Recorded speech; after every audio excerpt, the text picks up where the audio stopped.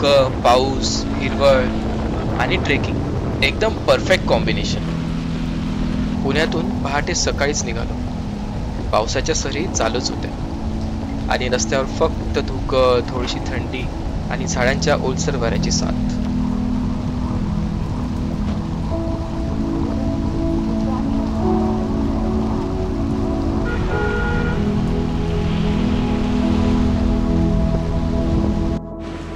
आजचा ट्रेक एकदम खास होणार होता. ट्रेक दरम्यान छोट्या मोठ्या झऱ्यातून वाहणारे थंड पाणी, त्याचा मंजूळ आवाज मनाला एक वेगळी शांतता देऊन जातो. धुक्याच्या चादरीतून हळुवारपणे किल्ल्याचे बुरुज नजरेस पडतात.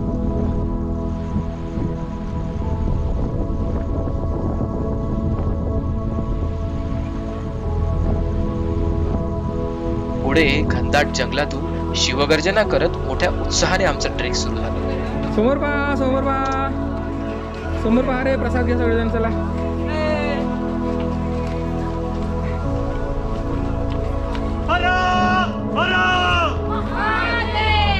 जय भवानी, शिवाजी महाराज की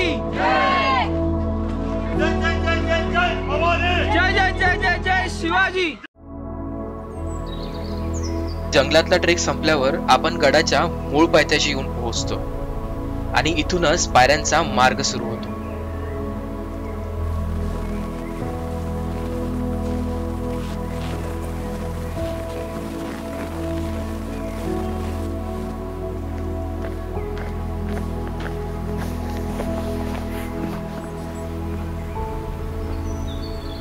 इथून खरी धमाल सुरू होते आणि आपण पोहोचतो त्या कोरीगडच्या फेमस पायऱ्यांवर, जिथं पावसात धबधबा तयार होतो, जो तुम्ही नक्कीच एखाद्या रील मध्ये बघितला असेल.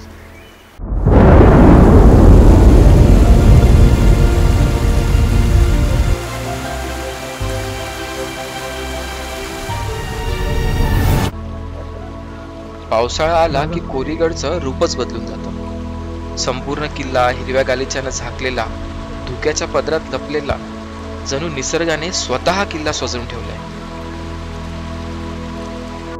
वरून पाहिलं की ढग खाली दिसतात आणि त्या क्षणी असं वाटतं की आपण एखाद्या स्वप्नातच आहोत.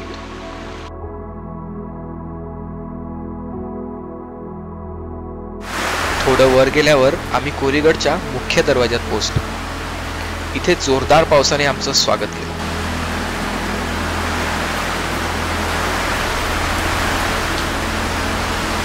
दरवाजात असताना हळूच एका चिमुकल्याचा आवाज कानावर पडला.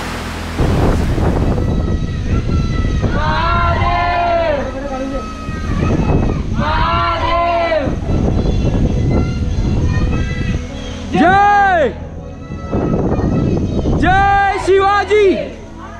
चिमुकल्याची शिवगर्जना ऐकल्यावर आम्ही उत्साही मंडळी कुठे मागे राहतोय.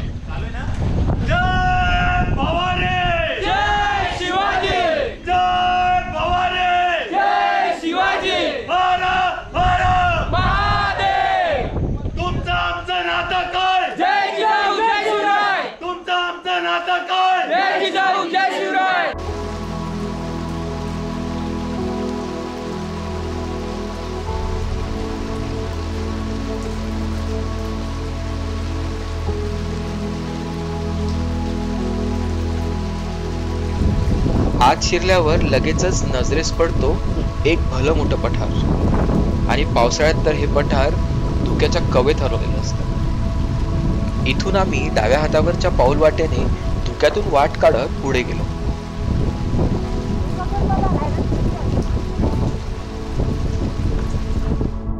इथं एक सुंदर कोराई देवीचं मंदिर आहे. हिच्या नावावरूनच या किल्ल्याचं नाव कोरीगड पडलं असं म्हणतात.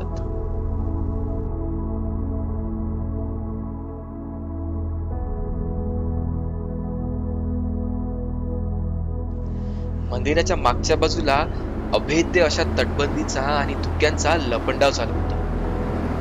अधूनमधून खालचा परिसर नजरेस पडत होता.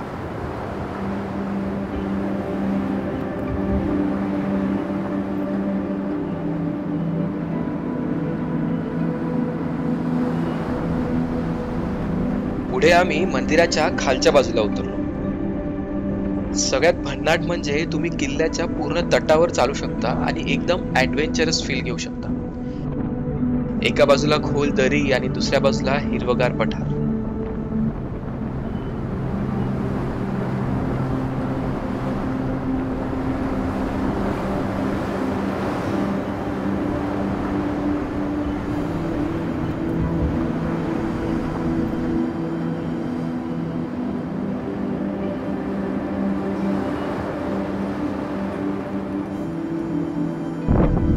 पुढे आपल्याला काही तोफा आणि अंबवणे गावाकडे जाणारा दरवाजा पाहायला मिळतो.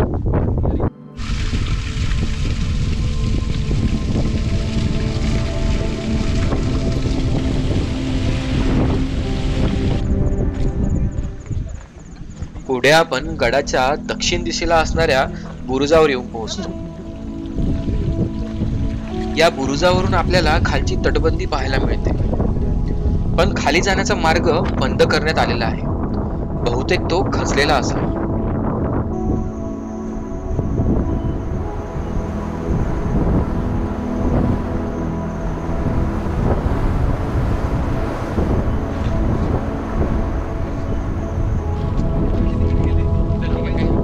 आता मी गडाच्या उत्तर दिशेला कूच केली होती आणि पावसाने बराच जोर पकडला होता.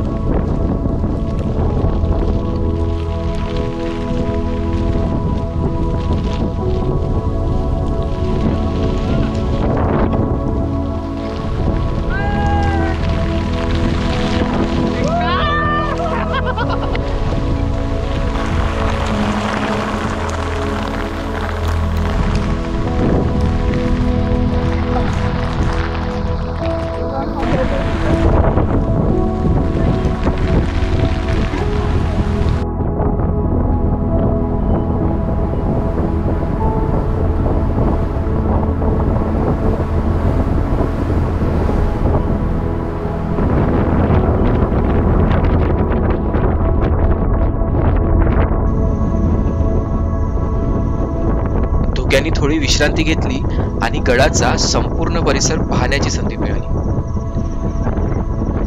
किल्ल्यावर 2 छोटे तलाव पाहायला मिळतात, जे पावसाळ्यात तुडुंब भरून वाहतात.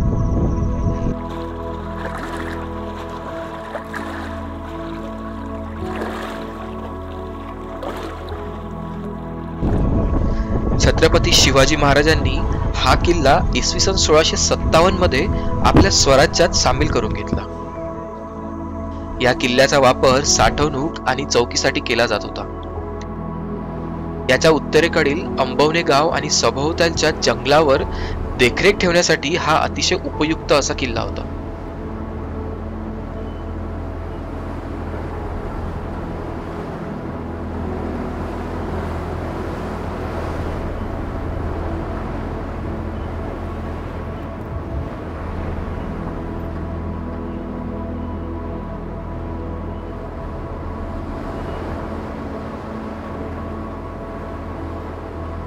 आता आमची गडफेरी पूर्ण होणार होती आणि आम्ही गडाच्या उत्तर दिशेला असणाऱ्या बुरुजावर येऊन पोहोचलो.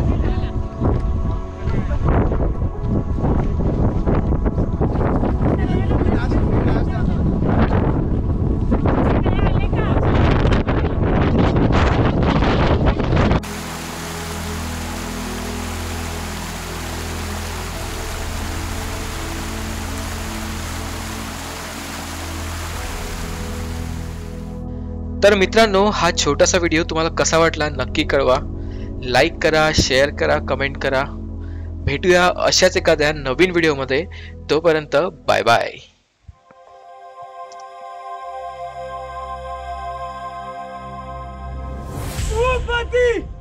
गणपती गजपती सुवर्ण रत्न श्रीपती अष्टावधान जागृत अष्टप्रधान वेष्टित न्यायालंकार मंडित शस्त्रास्त्र शास्त्र पारंगत राजनीती धुरंधर महाराज जाणकार राजा छत्रपती श्री शिवाजी महाराजांचा विजय हो. छत्रपती श्री शिवाजी महाराजांचा विजय हो.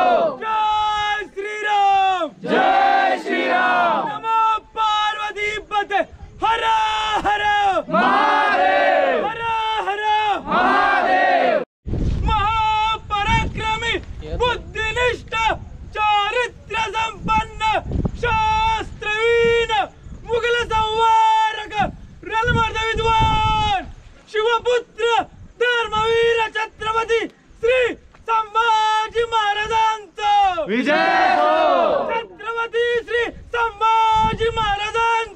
विजय